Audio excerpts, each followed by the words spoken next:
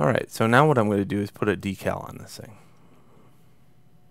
Now, where you get your decal, don't really care.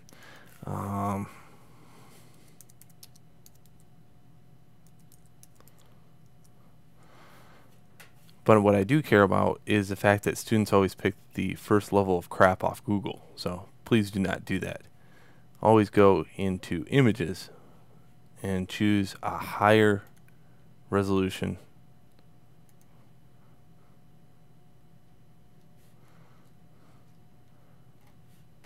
Okay, I like this one right here.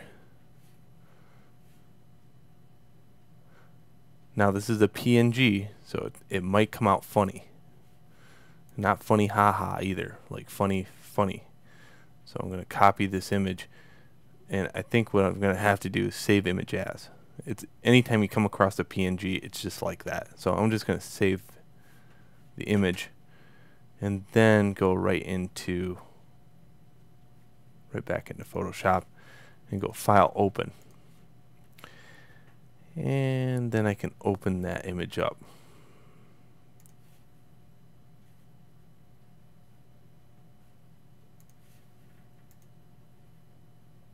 There we go. If you went to copy and paste, the information from the transparency wouldn't work. This makes it almost too easy, but oh well.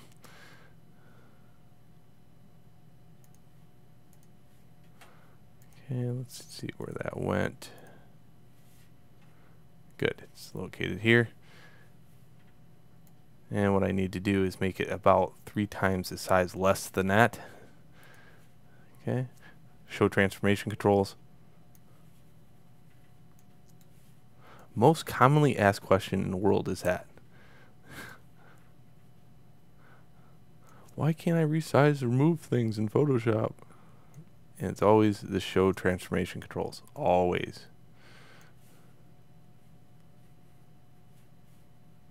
Okay, now the next question is always, why doesn't anything work? And then I'll have to say, well, you have to apply the transformation. But just a few quirks I wanted to share with you as an instructor, just to let you know that you're not by yourself. There's a lot of people. Alright, I'm turning that to multiply, and I'm toning this down because, one, it would never look that good, ever. Okay?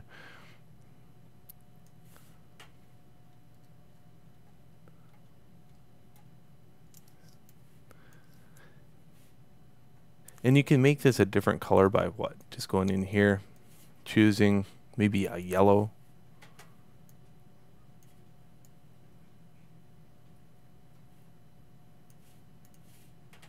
Oxidized yellow. And choosing like that. Turn it back on normal.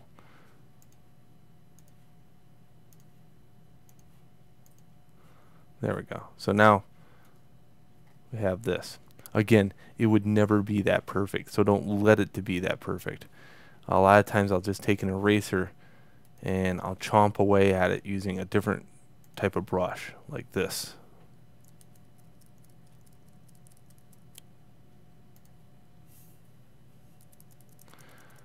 Sometimes I'll just turn down the opacity a little bit.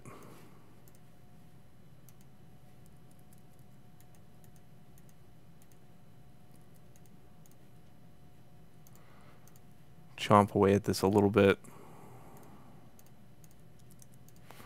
And you can also try different types. Like there's screen that sometimes works pretty good. There is soft light that works pretty good. Soft light looks not too bad. Hard light's a little iffy.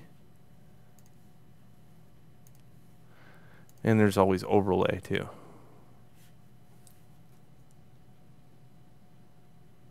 I think overlay does a really nice job. I'm going to keep with overlay.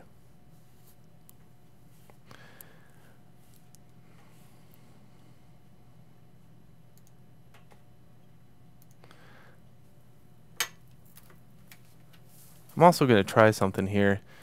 I find it a little boring somewhat, so we're going to play around with the idea of maybe a little bit of area that's painted in here.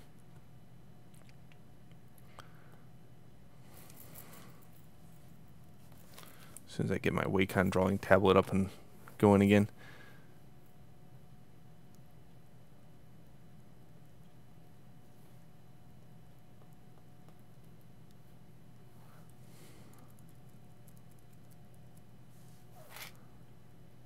Okay, so the idea here is you can take, and let's say that barrel was teal. And I'm probably going to get myself in trouble here, but that's alright. Good stuff.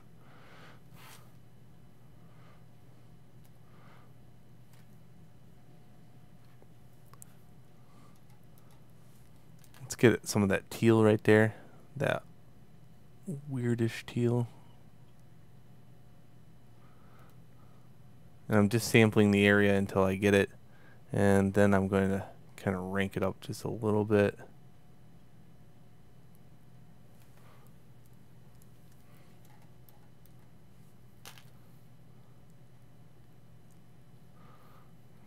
There we go.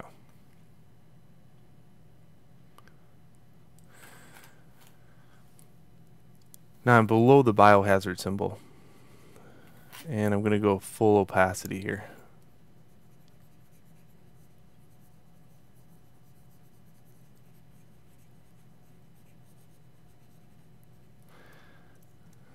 I'm going to paint towards the inside. That way it mirrors over quite well.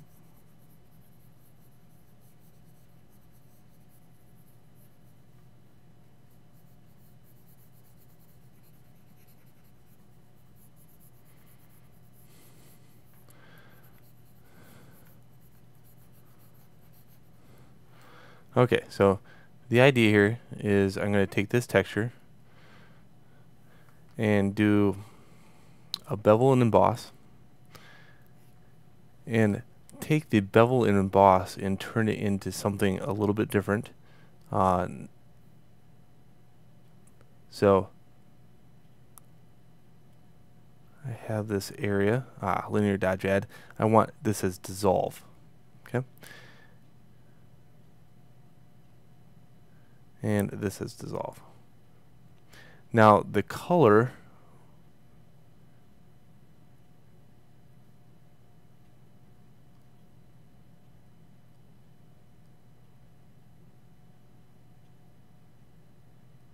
just kind of make that a little bit different.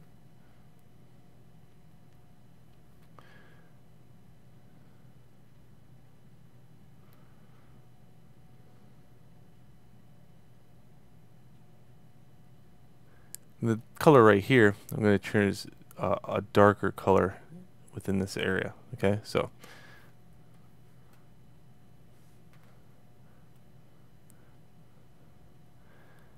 then I'm going to take the size and kind of move it around a little bit. And basically what this is going to do is make it dissolve right in. See on the outside edge? But it's going to leave these black, and I don't want them black. I want them within the same color hue of this.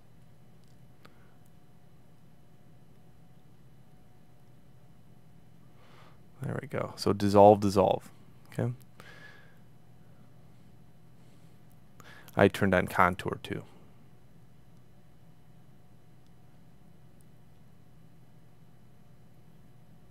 Alright, let's look at that, see what that looks like. So now you can see it's all broken up. Without that effect, this is what it looks like. Let me zoom in.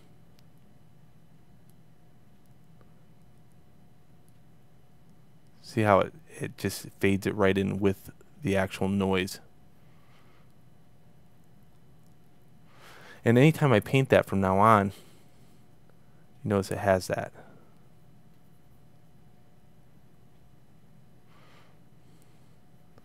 I'm always staying away from the outside edge because that way it mirrors. Okay, I don't want to ever paint right here because when I do, it won't match the other side.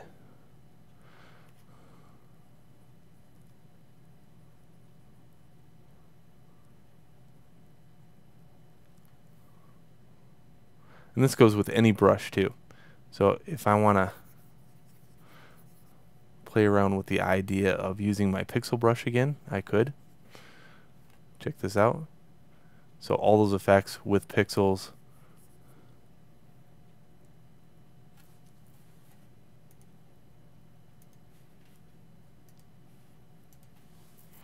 equals more pixels. And it's very, very subtle that way. So a lot of times, if I have a harsh contrasty area where it looks like I want to blend that in a little bit better, I'll use this. And you can see, wow, just tons more detail, right? So these areas right here that I missed, sometimes I'll just go over these with the pixel brush. Blend the paint.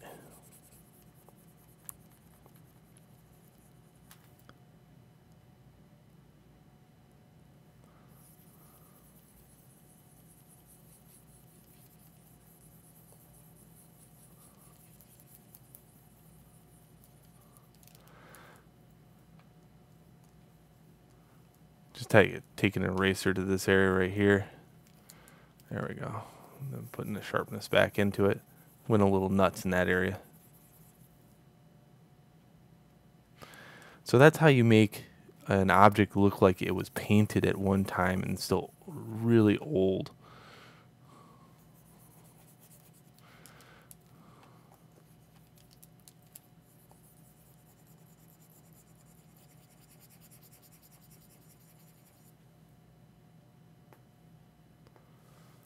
All right, so let's see what this looks like up against the barrel here in a second,